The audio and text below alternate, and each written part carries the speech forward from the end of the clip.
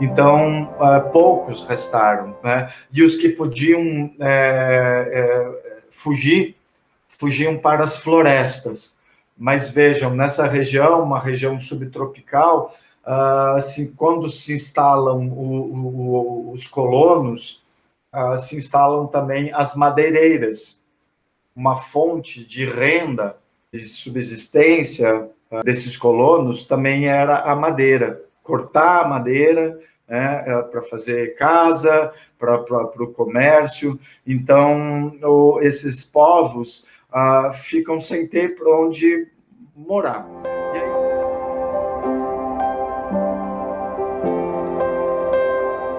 E aí, então, o que acontece? Se vocês forem me perguntar, mas Gelson, e quais eram as crenças desses povos? Bom, para os Lachlan e Choclen, como quase todas as etnias nesse Brasil continental, todas as etnias, as crenças, a cosmologia, a cosmovisão desses povos está ligado à natureza, ao cosmos. A contemplação das estrelas, o nascimento do Sol, da Lua, a posição do Sol, da Lua, de determinadas constelações, dentre elas, duas principais, as Pleiades, que estão na constelação de Touro, são um agrupamento de estrelas azuis, muito próximo à constelação de Órion, para que vocês possam identificar hoje à noite no céu. Eu não sei se Órion está... Não, Órion não está visível no céu. Vocês vão conseguir ver Órion agora, mais no mês de dezembro. Órion é onde fica a constelação das Três Marias. Vocês já ouviram falar das Três Marias? Vou imaginar que vocês estão falando sim. Onde tem a constelação das Três Marias, ali é o cinturão de Órion. Vocês vão analisar que Órion é um caçador. Tem uma forma assim de um... Ele está com arco e flecha.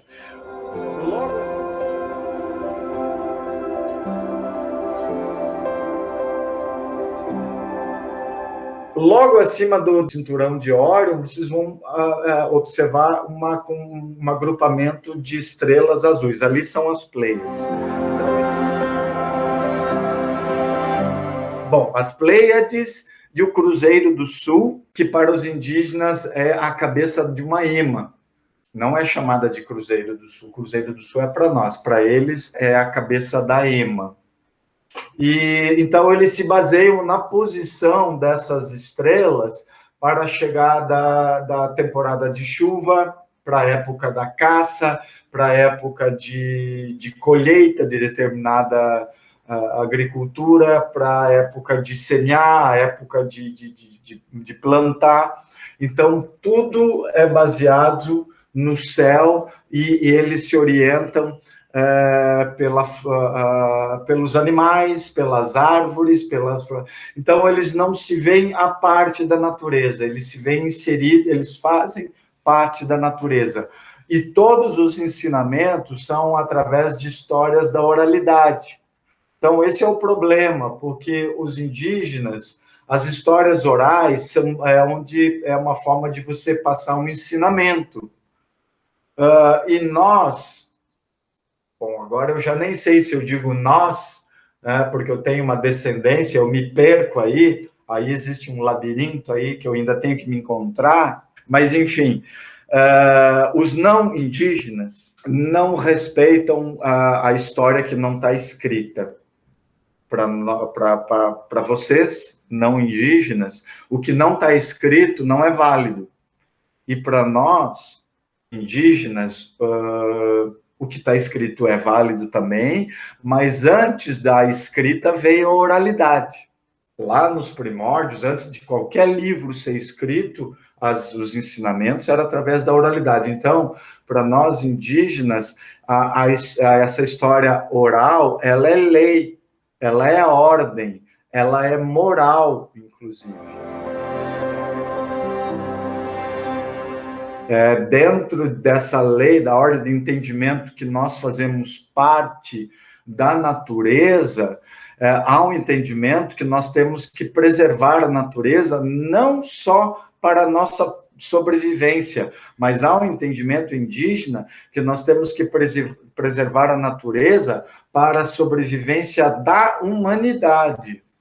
Isso é uma moral, que se você matar um rio, você está matando aquele povo, não só aquele povo.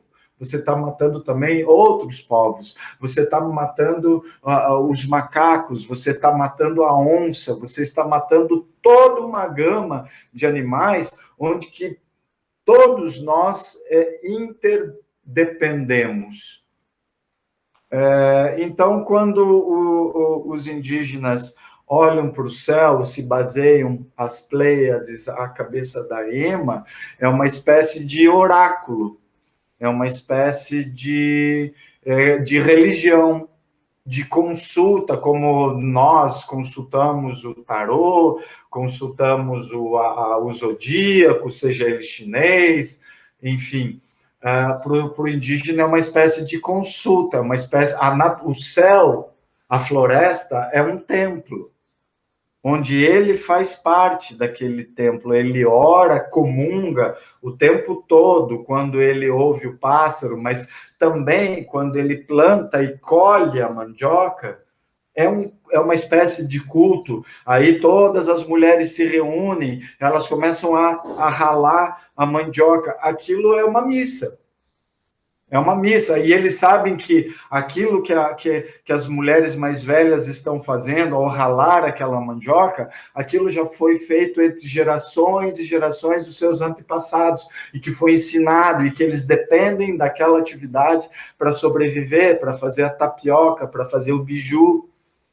Então, está tudo muito ligado, a religião faz parte do seu dia a dia, dentro de uma moral que é lei, ordem, preservar a natureza, não só dentro de uma situação de egoísmo, não, porque o nosso povo vai viver.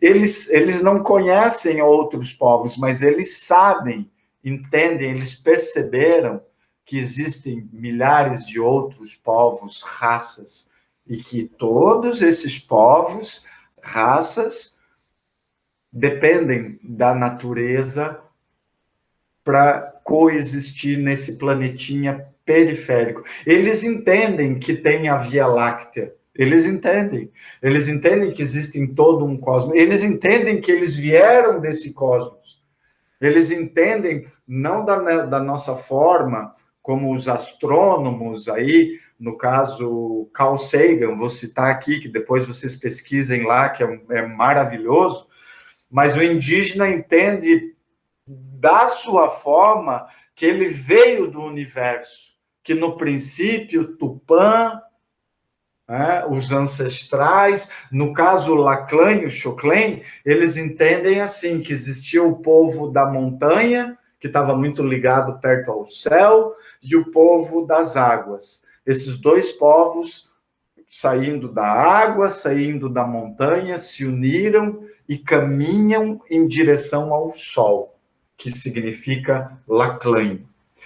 Então, o que nós indígenas não entendemos e ficamos perplexos, e por isso, muitas vezes, aí eu me entendo, porque o menino Gelson chorava quando via algum animal morto, ou quando via alguma degradação da natureza, é entender que todos nós estamos morrendo junto com aquele animal.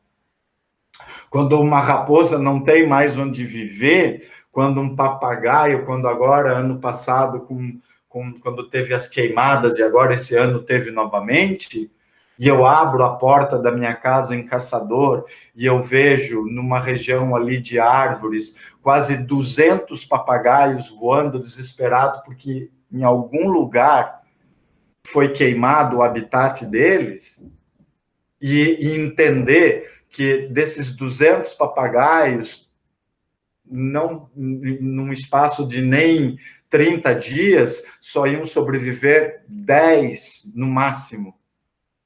Né? Então, o indígena entende isso, mas o que ele fica perplexo, ele não consegue entender, é porque os não indígenas que se dizem civilizados e chamam os indígenas de primitivos, Por que, então, esse povo tão civilizado destrói a sua casa? Por que esse povo tão civilizado destrói o rio, mata a sua mãe? Nós, os indígenas, vemos a terra como uma mãe. A gente não se vê andando sobre a terra como a parte dela. Nós nos entendemos como parte desse corpo, inclusive um organismo vivo. E já foi provado que a Terra é um organismo vivo. Volta e meia, ela se movimenta, se reorganiza. As placas tectônicas se mexem para poder arrumar, oxigenar, como agora. Né? A Terra, agora, ela manda um recado para nós. Ela diz assim, ó, silêncio.